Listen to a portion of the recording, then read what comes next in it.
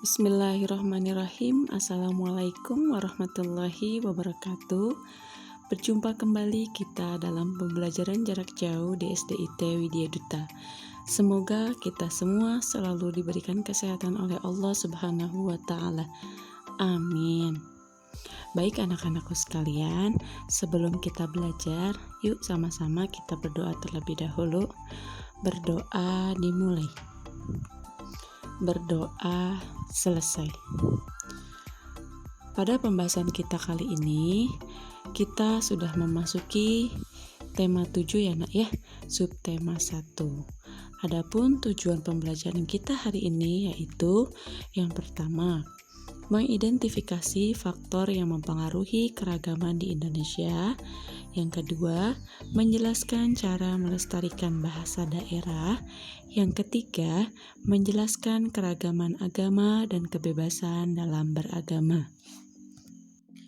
Baik anak-anakku sekalian, pembahasan kita yang pertama yaitu tentang mengidentifikasi faktor yang mempengaruhi keragaman di Indonesia.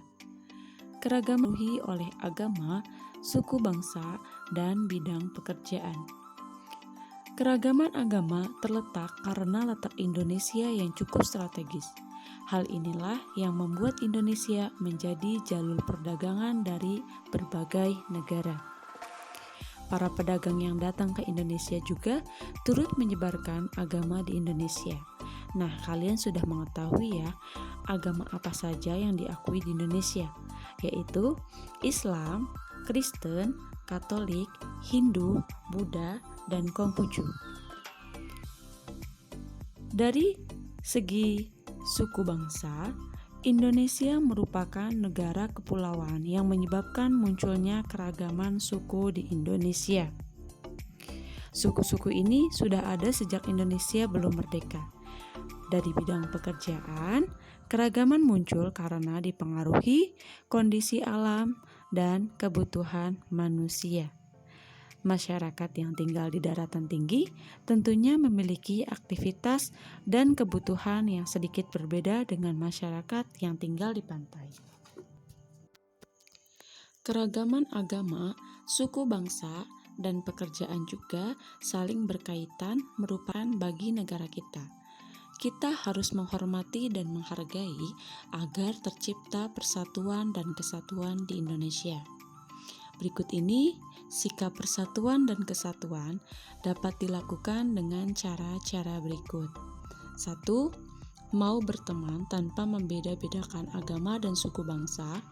Yang kedua, menghormati teman yang sedang beribadah, seperti tidak mengobrol di dekat teman yang beribadah. Yang ketiga, tidak mengganggu teman karena memiliki logat bahasa yang berbeda. Yang keempat, menghormati setiap pekerjaan yang kita temui, seperti menghormati petugas kebersihan sekolah. Selanjutnya yaitu menjelaskan cara melestarikan bahasa daerah. Manusia merupakan makhluk sosial yang membutuhkan orang lain. Saat berinteraksi dengan orang lain, dibutuhkan bahasa untuk berkomunikasi. Walaupun memiliki bahasa pemersatu, yaitu bahasa Indonesia. Indonesia juga memiliki beragam bahasa daerah. Keragaman bahasa ini merupakan kekayaan bangsa Indonesia yang harus kita banggakan dan lestarikan. Berikut ini sikap yang dapat kamu lakukan sebagai siswa untuk melestarikan bahasa daerah. Yang pertama, bangga saat menggunakan bahasa daerah. Yang kedua, menghargai teman yang sedang menggunakan bahasa daerahnya. Yang ketiga, mau mempelajari bahasa daerah lain. Yang keempat, tidak menghina bahasa daerah lain. Selanjutnya yaitu tentang menjelaskan keragaman agama dan kebebasan beragama. Kita sudah mempelajari agama yang diakui di Indonesia yaitu Islam, Katolik, Kristen, Hindu, Buddha, dan Konghucu. Pemeluk agama memiliki hak untuk memeluk agamanya masing-masing, karena setiap agama memiliki cara beribadah, kitab suci, dan tempat ibadah yang berbeda. Perhatikan tabel di bawah ini. Agama Islam yaitu mempunyai kitab suci Al-Quran.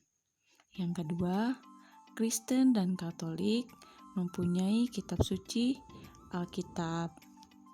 Yang ketiga, Hindu kitab sucinya Weda, Buddha kitab sucinya Tripitaka, dan Konghucu kitab sucinya adalah Sisu. Berikut ini sikap baik terhadap pemeluk agama lain, yaitu 1. Mengingatkan orang lain untuk beribadah. Contohnya seperti mempersilahkan teman yang beragama Islam untuk melaksanakan sholat Jumat. Yang kedua, menjaga ketenangan saat orang lain beribadah. Contohnya, tidak bermain di sekitar rumah ibadah ketika ada ibadah. Yang ketiga, menghormati pilihan agama lain.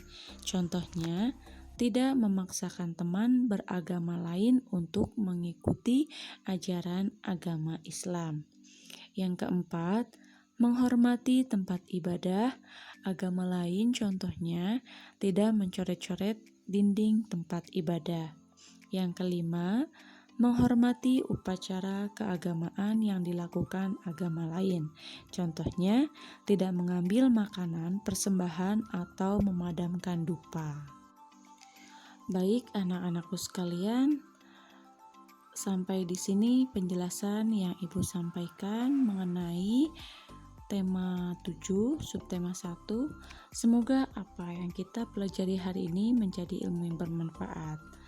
Sekarang silahkan kalian kerjakan latihan soal di buku tulis PKN. Silahkan kalian jawab dengan baik dan benar. Kurang dan lebihnya mohon maaf dari Ibu. Wassalamualaikum warahmatullahi wabarakatuh.